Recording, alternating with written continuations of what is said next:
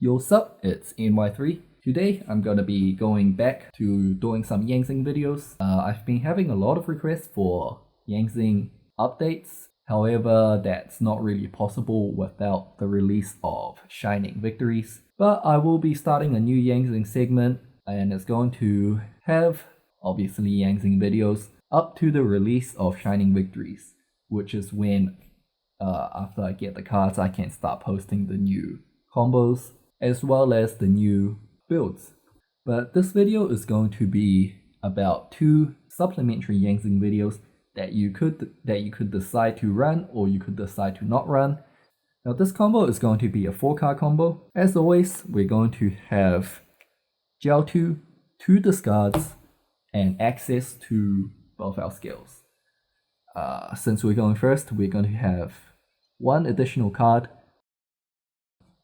which could be a brick card, but for this combo we are also going to need a Chi-Win to discard, which is something else to consider since you have to hard open the Chi-Win for this combo to go through. Bit of clear. Alright, so the first half of this combo should be very familiar. I've probably done it more than once on this channel. But yeah, we're going to activate our Sky Iris, summon a Yangzing that's not the Chi-Win because we're going to be discarding that later on. Sky Iris pops the Swanee, searching our first skill. Swanee, since he has been popped, floats into our Gel 2, Darkness of the Yangzing. Gel 2 discards 2 Yangzings, one of them gonna be Chi-Win. Or perhaps your 5th card was a Foolish Burial for the Chi-Win, in which case you could discard 2 any Yangzings at this point. And that's gonna summon Zephyr and Bien from our deck. Synchro 2 and 6 for our first Baxia. Baxia destroys Bien, summons Gel 2 from the graveyard, Chi-Win summons itself from the graveyard, and Bien summons Zephyr from the deck.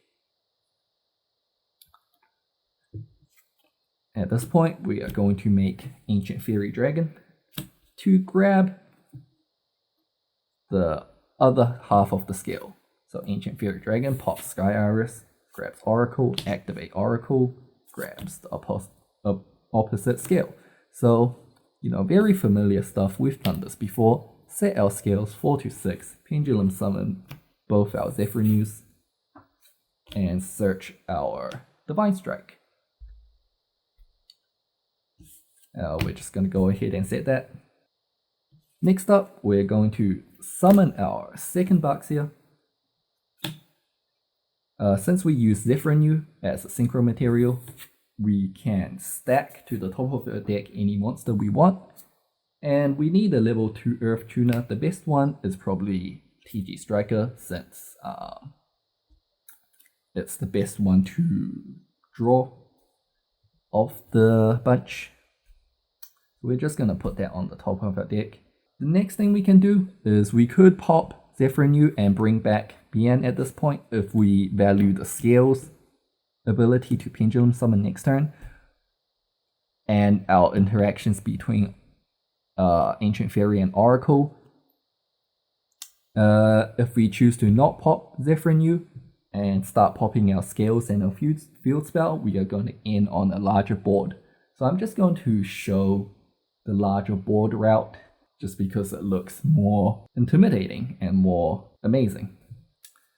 So Baxia is going to pop one of our scales to summon the Gel 2 from the graveyard.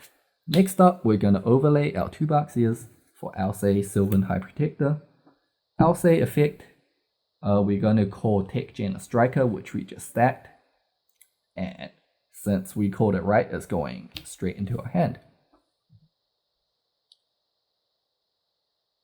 Now, following on from that, we're going to synchro summon into our third Baxia. Ancient Fairy Dragon's effect allows us to summon special summon any level 4 or lower monster from my hand. So we're gonna special summon the Tech Genus Striker that way. Next up, Baxia is gonna destroy a field spell and special summon the Bien from our grave. Here we have a level 2 Earth Tuner and a level 3 Earth Non-Tuner, and that means we can summon the infamous Naturia Beast.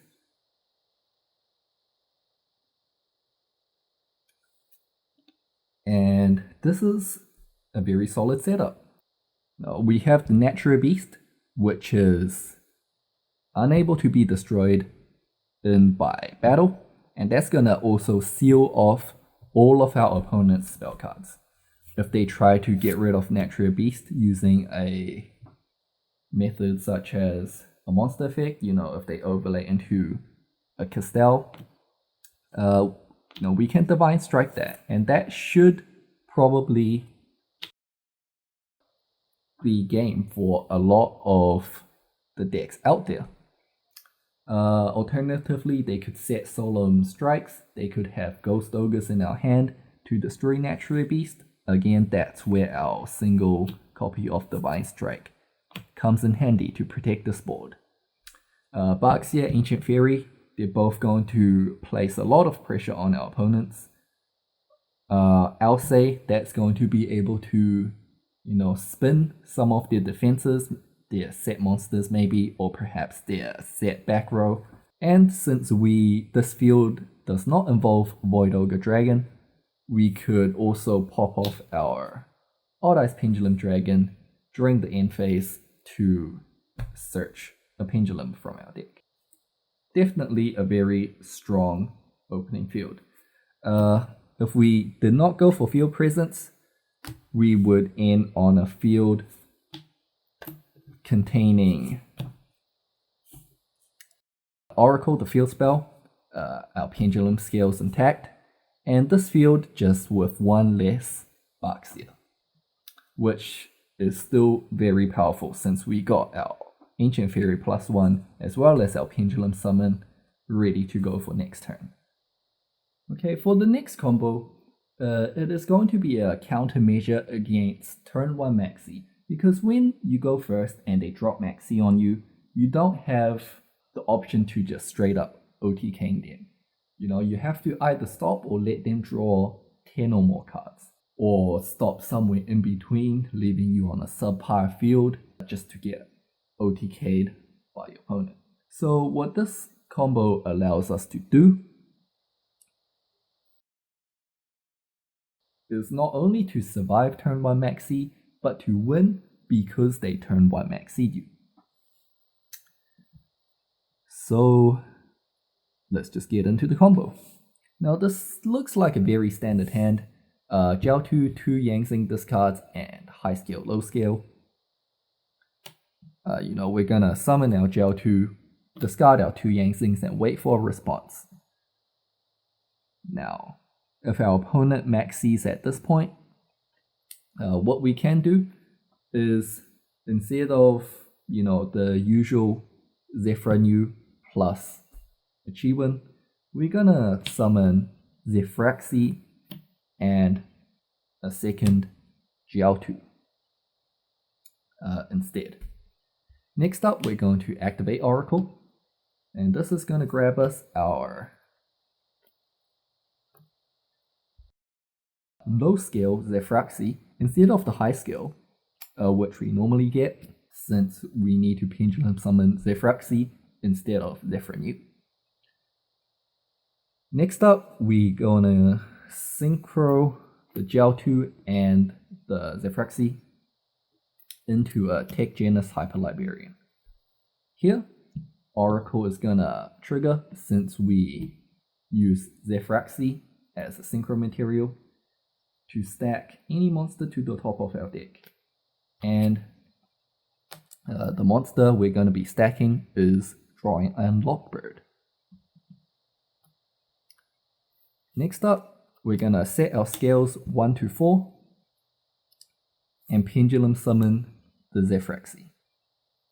Synchro summon with Jiaotu and Zefraxi again. into any level 5, doesn't matter. Let's just go with Samsara Dragon of Rebirth, because he's cool. I like dragons. Hyper Librarian's effect is going to kick in, and that's going to draw us whatever we stack to the top, drawing Lockbird. Next up, we're going to overlay our 2/5s into Artifact Durandal. Now here, in response to your opponent drawing a card off Max C because you special summon Artifact Durandal, you're going to go ahead and go Chainlink 1, Artifact Durandal.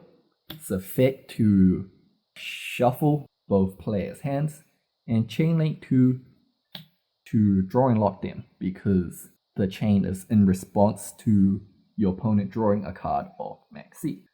What this is going to do is drawing Lockbird is going to resolve first, Artifact Durandal is going to resolve second. Since your opponent cannot add or draw any more cards to the hand for the rest of the turn due to drawing Lockbird, Artifact Durandal's effect is going to resolve as much as possible. So they are still going to be shuffling back their hands, but they will just draw nothing. What this creates is it leaves your opponent in a situation where they only start with the one card that they top deck, and they're top decking against Zefraxi in your Pendulum zone. You got your 2 skills, you got the Oracle, which isn't doing much, and you also have a 2/4 beater that can negate monster effects or normal traps by turning it into an MST. Just in a vacuum, you have 4 cards against their 1 because they maxed you, which usually would cause you to lose. So that is it for these 2 supplementary Yangzing combos that you could run or you could not run depending on the meta, and yeah, I hope this has helped you guys, and I hope you all enjoyed it.